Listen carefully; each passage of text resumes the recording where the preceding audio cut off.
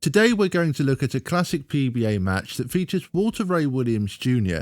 This match includes a shot that's often referred to as one of the worst breaks in PBA history. However, was it really a bad break, or was it in actual fact just a bad shot that cost Walter Ray the title? That is what we're going to try and find out in today's video.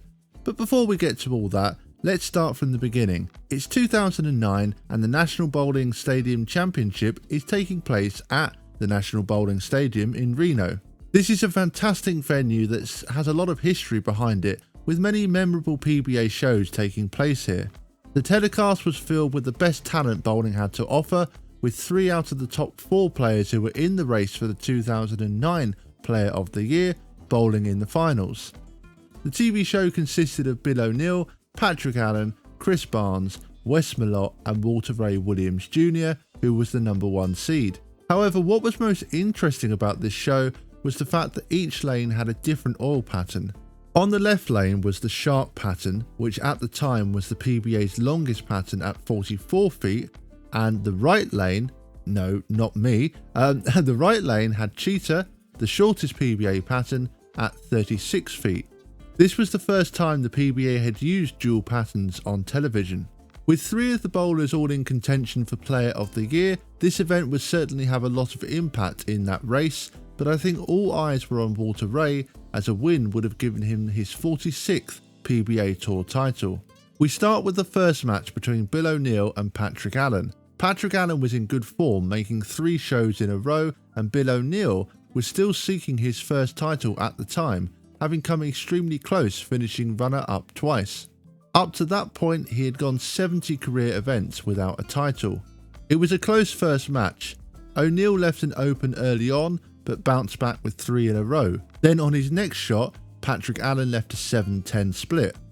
Now this is something to make note of, as we can see on both lanes that if you don't quite hit the pocket in the right way, the players were leaving both flat 10s or splits off pocket shots. O'Neill failed to strike in the 8th and 9th frame, and Patrick Allen stepped up and shut out O'Neill in the 10th frame. Allen then faced Chris Barnes in match 2. Allen had clearly got himself lined up, as he started with 5 in a row and then left back-to-back 10 pins in the 6th and 7th frame. Barnes was close by though and working on a turkey. Barnes quickly turned this into 5 in a row, putting the pressure back on Allen, who responded with a double.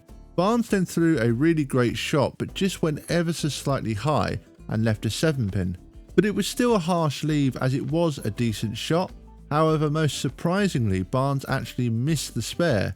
Now I actually did a video all about Barnes' struggles on TV, and this was another example of him struggling on TV and making uncharacteristic mistakes. You can watch that full video about Chris Barnes on the link above.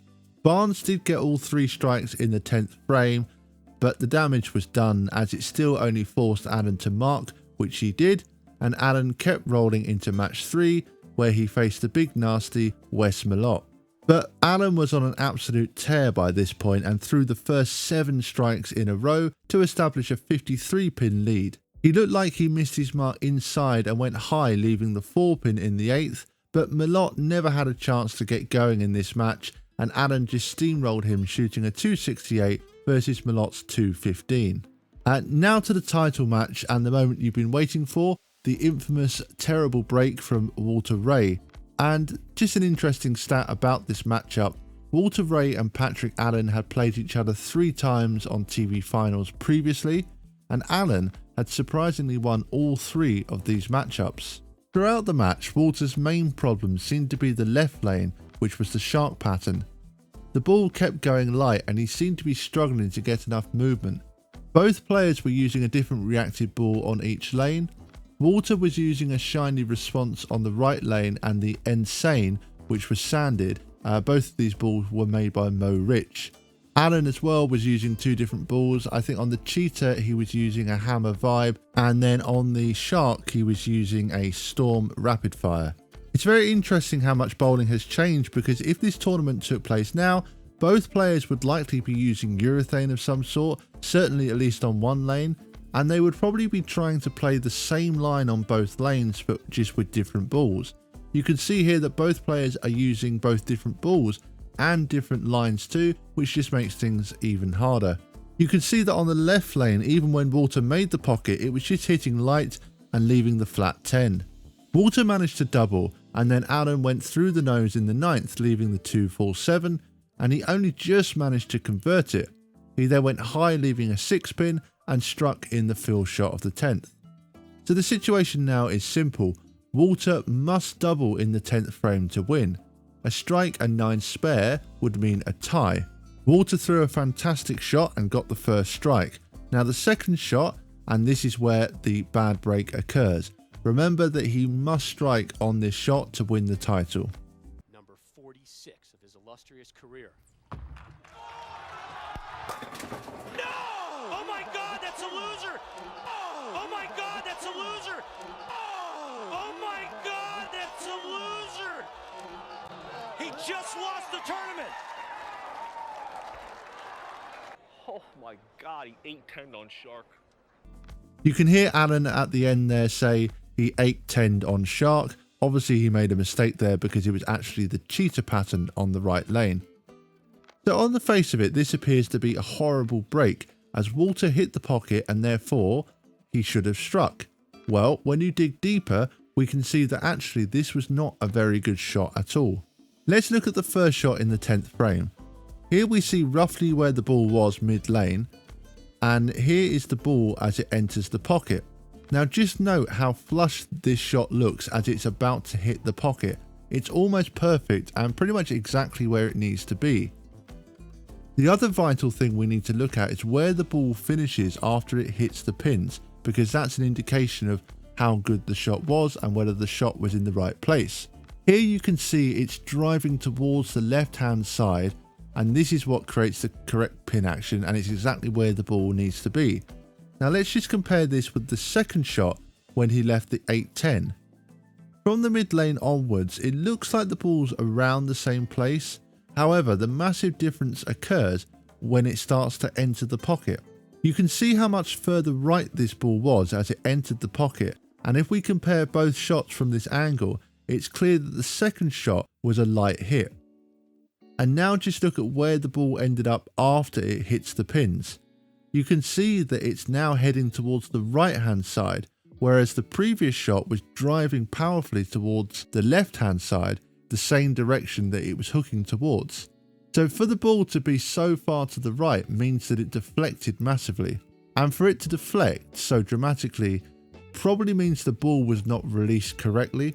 It's quite hard to tell from the quality of the footage and just sort of watching it on the screen, but to me it seems the second shot as well was faster, which I think contributed to the light hit and the ball deflecting. But the ball probably came out of Walter's hand quite flat due to a poor release, as the ball just has no drive. So after a closer analysis, I do not think this was a good shot at all. However, it's very harsh to leave an 8-10. I think really it deserved to leave just the 10 pin. It looked like a flat 10 pin shot all the way. And even though it wasn't a good shot, the 8-10 leave is still very unusual, and we can't discount the possibility that the pins might have been ever so slightly off spot as well. If Walter had left the 10 pin only, he could have spared it to tie the match and force a roll off. So from that respect, I think it was a bad break, because I think a roll off would have been a fair outcome, and leaving the 8-10 to lose a match from a pocket shot is a bad break in a sense. However, there's no way that ball should have ever struck. It was light, it was possibly fast, and it did not appear to be a good release. So although at the time I'm sure Walter felt extremely hard done by and that the bowling gods were against him, when we look back at this shot in detail, it just wasn't a good enough shot to strike when you compare it to the previous shot. As I mentioned earlier, all day these lanes were extremely unforgiving. If you didn't get the ball in the right place and hit the pocket in the right way, you weren't going to strike. We saw a large number of flat 10s and even 7-10 splits too. So you simply had to make good shots to be able to carry on those particular pair of lanes. So overall, I would say not a good enough shot to win him the title, but definitely a bad break that he didn't just leave a single pin that he could spare and therefore force a roll off. So that brings us to an end of today's video. I hope you enjoyed this analysis of this classic PBA match. Please do let me know in the comment section below your opinion. Do you think that this was actually in actual fact a bad break? Or do you think that it was simply a bad shot that resulted in him leaving the 8-10? Let me know your thoughts in the comment section below.